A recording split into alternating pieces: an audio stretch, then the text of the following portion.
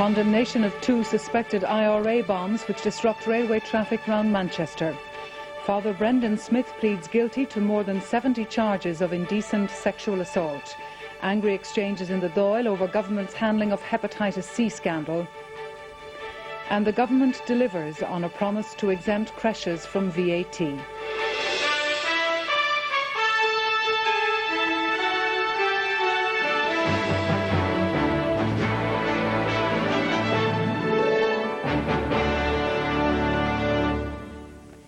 Good evening. The Home Secretary Michael Howard turned the North into a British election issue today when he accused the Labour leader Tony Blair of being soft on terrorism.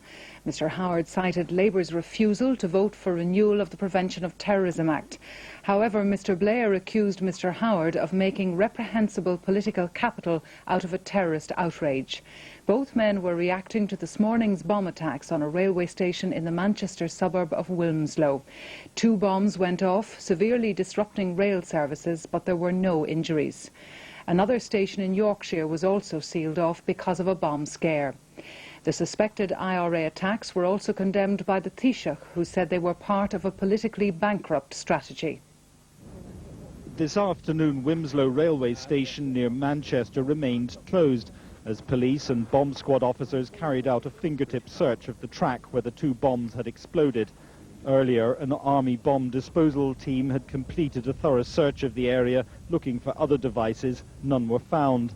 Just after 5:30 this morning, an elderly woman in Wilmslow had received a telephone call warning that the bombs were about to explode. A second warning was phoned shortly afterwards to a hospital in the Greater Manchester area.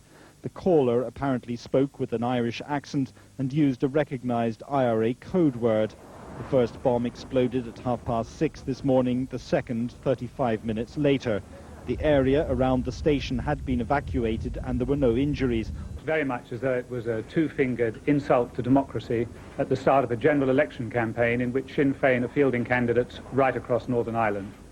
I hope this morning that Mr Adams, Mr McGuinness and their colleagues will unreservedly condemn what happened at Wilmslow. If this is the work of the IRA, then they have to understand that every single outrage that they perpetrate like this simply diminishes the prospect of their being able to participate in any process of dialogue. And everybody knows that these evil acts do nothing to assist the process of peace. The object of this attack appears to have been the disruption of rail links between Manchester and London.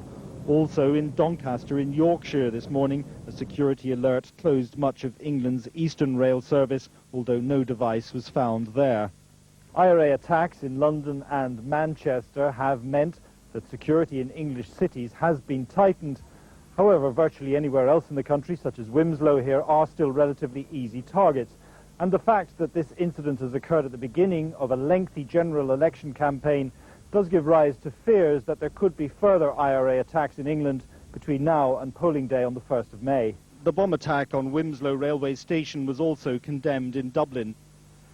It is terrible to think that the lives of innocent people in Wilmslow and Doncaster were being callously put at risk by people who set this bomb who are taking no risk themselves at all.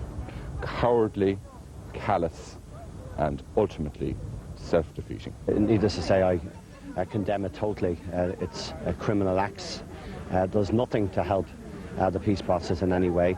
It's politically futile, and I think it just makes it more difficult to get inclusive talks. Sinn Féin has proven itself to be very proactively involved in the search for a peace settlement. Unfortunately, the failure to bring that about and the failure to resolve the conflict lies with the British Prime Minister that had set his face against a credible process of peace negotiations.